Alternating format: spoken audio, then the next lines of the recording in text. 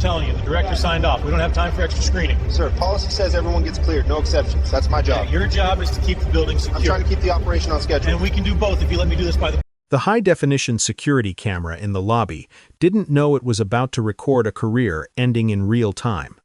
It wasn't programmed for justice or prejudice. It simply recorded at 30 frames per second. In flawless 4K, polished marble floors, abstract artwork lining the walls, morning sunlight pouring through the floor-to-ceiling glass of a downtown Washington. D.C. High-rise. Everything looked calm, controlled, professional. At zech patruzech chinch, m. On a quiet Saturday. The revolving doors turned. A man stepped inside. He didn't rush. He didn't hesitate. He walked with the quiet confidence of someone who belonged there, dressed in dark denim jeans, a navy blazer, and a crisp white button-down. He checked his watch as he crossed the lobby. In one hand, a leather briefcase. In the other, a government-issued smartphone.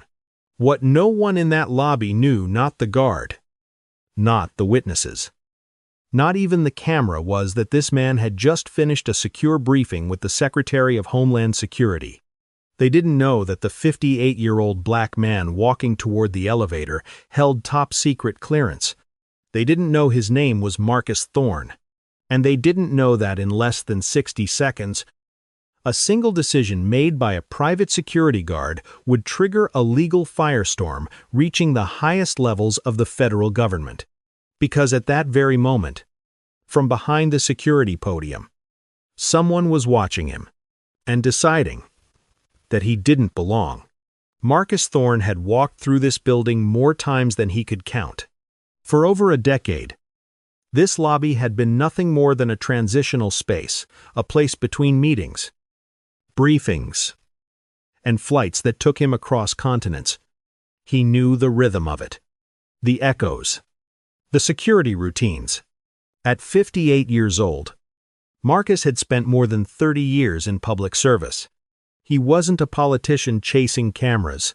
He wasn't a public figure craving recognition. He was a strategist, a senior federal advisor trusted with protecting critical infrastructure, assessing domestic threats, and advising on national security decisions that never made headlines but shaped lives. That morning, his schedule was tight. In a few hours, he would be on a flight to Geneva, briefing international partners on emerging threats to transportation networks and energy systems. Before that, he needed one thing: a secured hard drive. Locked in his office on the 40th floor, Marcus adjusted the leather strap of his briefcase and reached into his jacket pocket. His fingers brushed the familiar edge of his RFID access card, a white credential embedded with a holographic chip, distinct from any visitor pass in the building. He had helped draft the federal security addendum for this very property. He knew the protocols. He knew the access tiers. He knew exactly where he was allowed to be. And as he approached the sleek glass turnstiles guarding the elevator bank, there was not a single doubt in his mind that he belonged there, behind the security desk. Though, someone else was forming a very different conclusion, and it had nothing to do with policy. Behind the security podium stood Kyle Vance, 29 years old, private security guard. 18 months into a job he treated like a battlefield. Kyle didn't see himself as a concierge or a facilitator. He saw himself as a gatekeeper. Citadel Security Solutions had hired him for reliability, not judgment. He showed up on time, followed instructions, and never hesitated to assert authority. But what he lacked, and didn't realize he lacked, was restraint. As Marcus Thorne moved across the lobby, Kyle's eyes followed him. Something felt off. It was Saturday. The building was quiet. Most executives didn't come in on weekends. And in Kyle's mind, men who belonged on the upper floors didn't wear jeans. Kyle straightened his back and stepped away from the desk, Hold it right there. His voice cut through the silence, echoing off marble and glass. Marcus stopped without flinching. He turned slowly, meeting the guard's stare. "Yes," he asked. Calm and polite. "Where do you think you're going?" Kyle demanded, already closing the distance between them. He didn't greet him. He didn't say, "Sir." His thumbs hooked into his belt, fingers resting near his equipment radio. Pepper spray. Baton.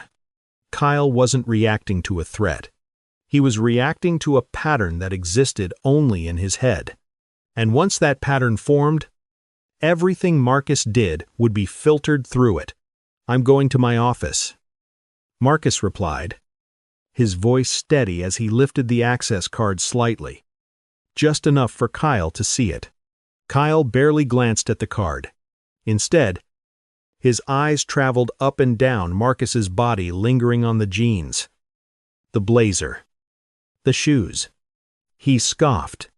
"Deliveries are around back," Kyle said, jerking his thumb toward the service entrance.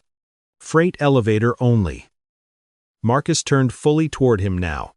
"I'm not making a delivery," he said calmly. "I work here. My office is on the 40th floor.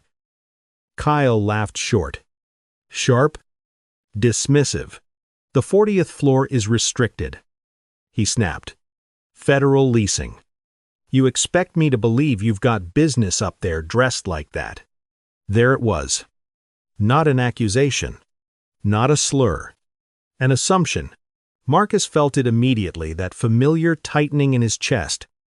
The silent calculation he'd learned to make long ago. "I don't expect you to believe anything based on my clothing," Marcus said, his patience holding firm. "I expect you to verify credentials."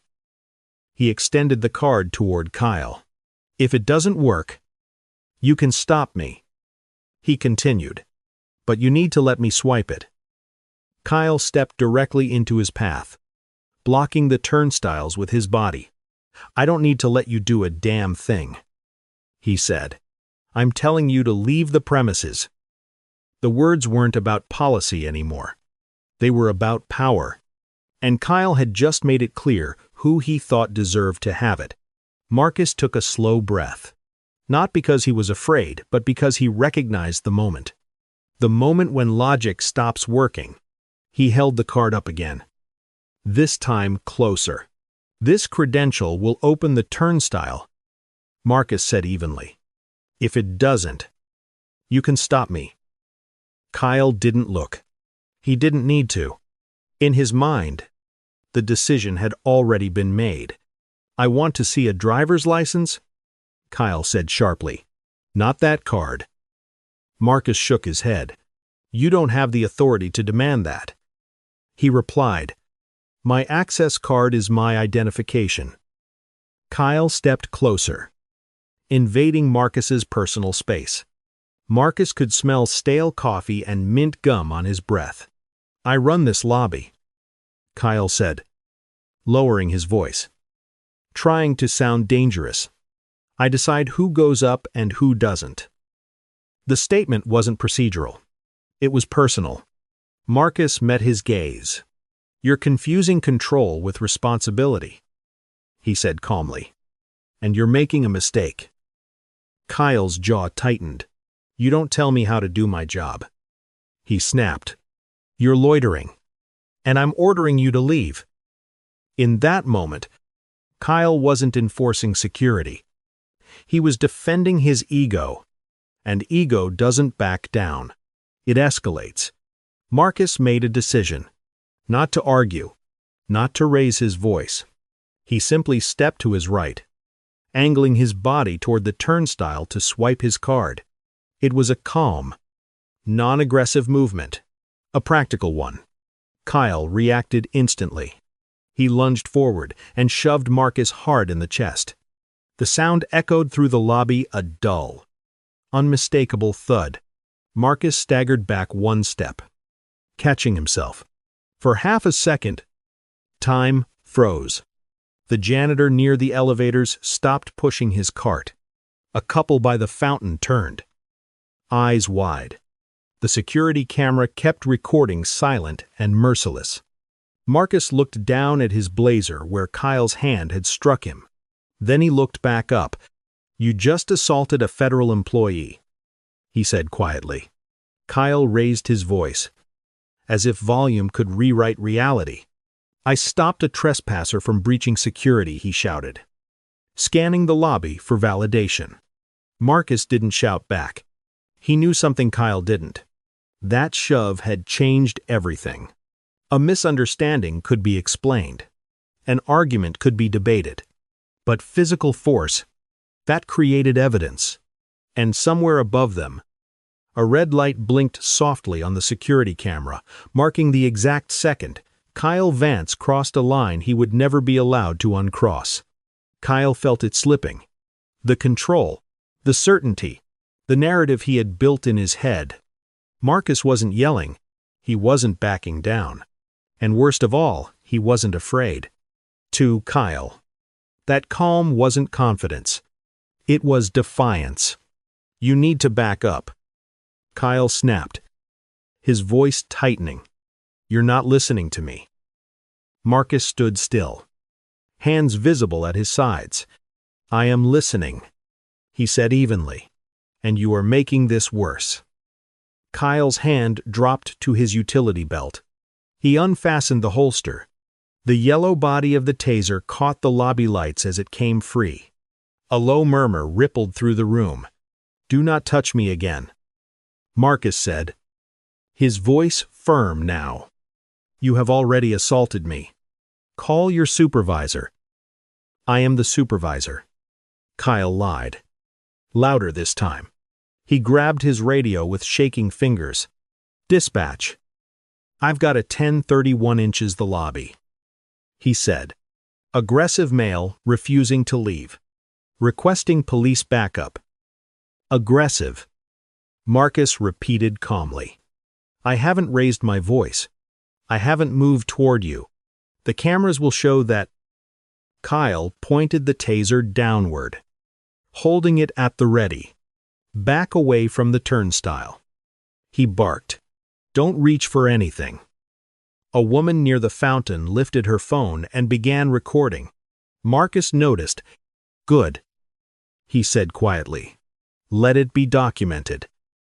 He looked directly at Kyle. "You are detaining a senior federal advisor without cause." Marcus said, "You are threatening me with a weapon. This is your chance to de-escalate." Kyle didn't hear the warning. All he heard was the sound of his authority cracking. And fear, when it feels exposed, doesn't retreat. It escalates.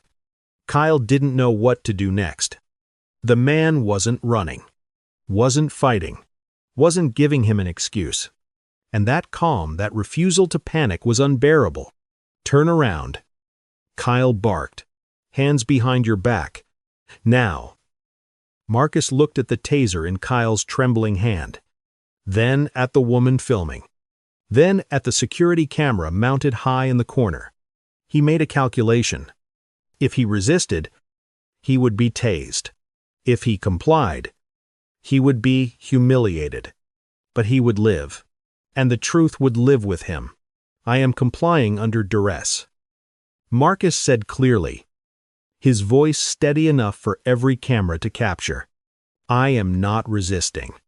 I am doing this to protect my own physical safety." He turned slowly. The leather briefcase slipped from his hand and hit the marble floor with a hollow thud. Marcus placed his hands behind his back. Kyle holstered the taser and grabbed Marcus's wrists roughly, wrenching his arms higher than necessary. "Easy," Marcus said through clenched teeth. "I have a shoulder injury." "You should have thought about that before acting like you run this place," Kyle muttered. Click, click. The handcuffs snapped shut, metal against skin. Kyle spun Marcus around and shoved him into a plastic chair near the security desk. "Sit. Don't move." Marcus sat upright, spine straight, chin raised. even in handcuffs. He didn't look small. He looked unbroken. He fixed his eyes on the camera. He was memorizing everything, the time on the clock, the name on Kyle's badge, the faces of the witnesses. Because he already knew something Kyle didn't. These cuffs weren't the end of the story. They were the beginning. The next 5 minutes felt very different depending on where you stood. Kyle Vance paced behind the security desk, adrenaline still surging. He checked his radio, adjusted his belt, avoided looking directly at the witnesses. This was the phase where he tried to convince himself he was still in control. Marcus Thorne, on the other hand, sat perfectly still.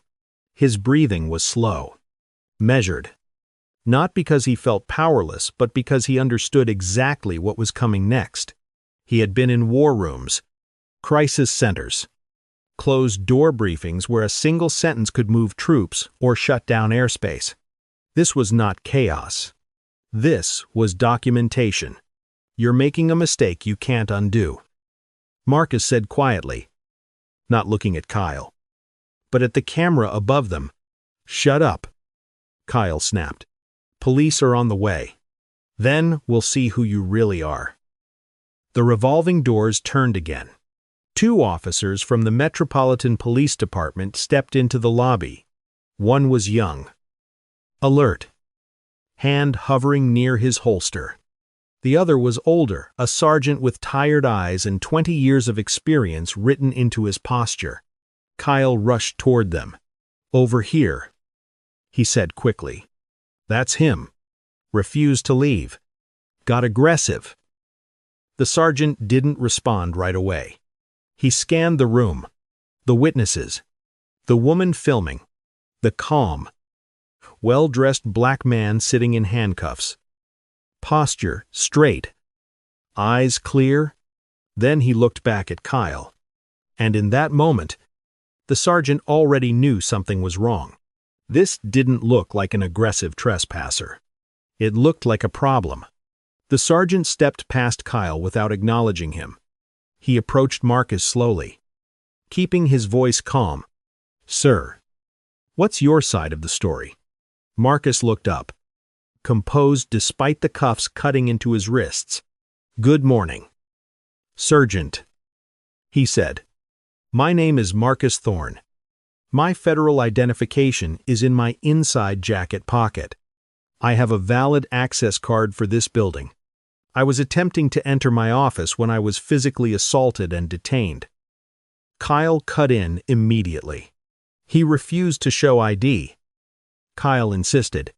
He tried to force his way past security. The sergeant raised a hand. "Did he offer identification?" he asked. Kyle hesitated just long enough.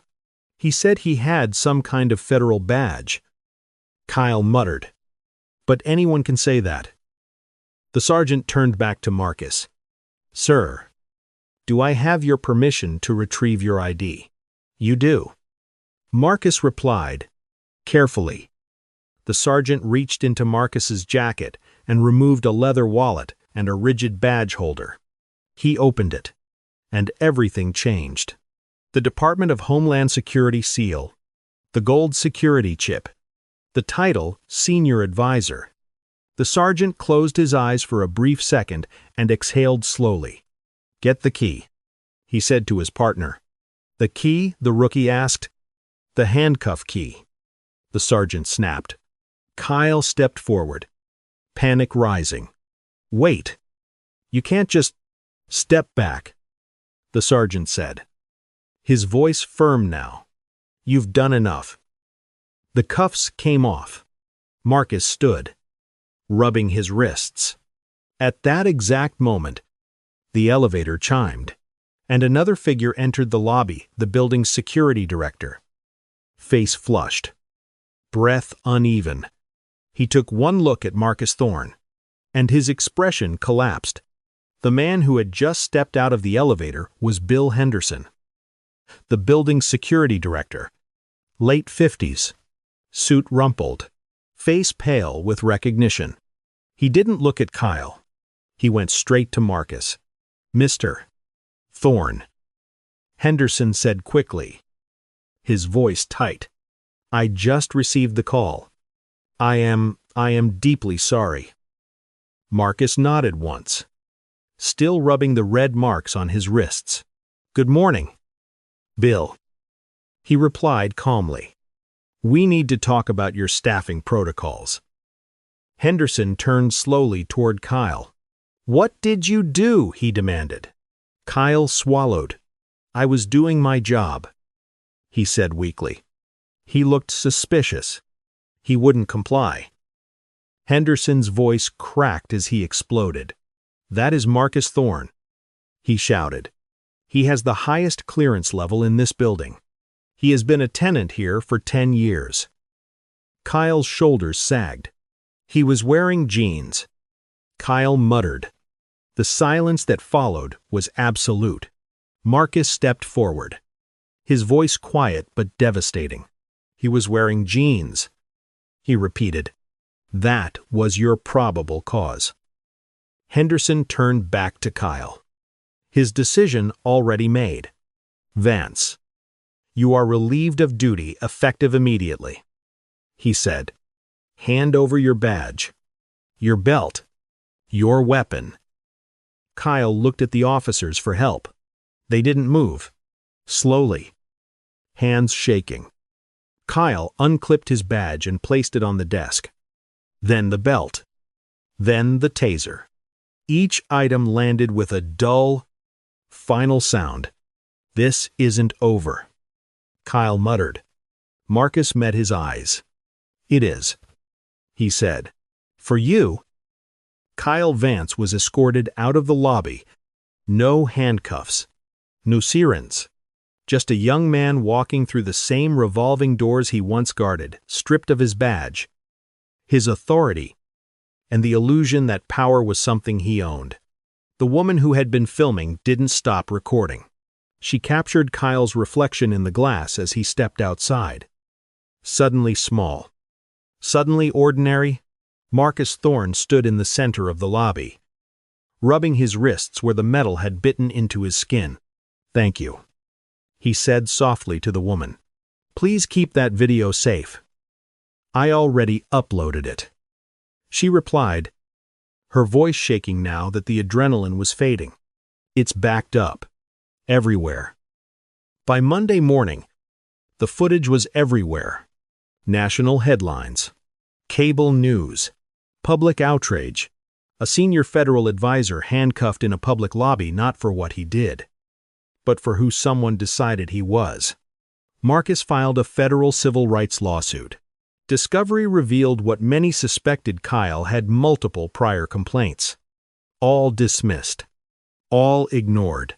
Citadel Security lost its federal contracts. Kyle lost his license. The settlement, $2. $5 million Marcus donated in full to a legal defense fund for victims of racial profiling. 6 months later, Marcus returned to the same building. New security company. New guards. New training. He swiped his card. Green light. No questions. No assumptions. As the elevator doors closed around him, Marcus leaned his head back against the mirrored wall. He didn't feel victorious. He felt tired. Because he knew the truth. He won because he had power. A title. And witnesses. But what about the ones who don't?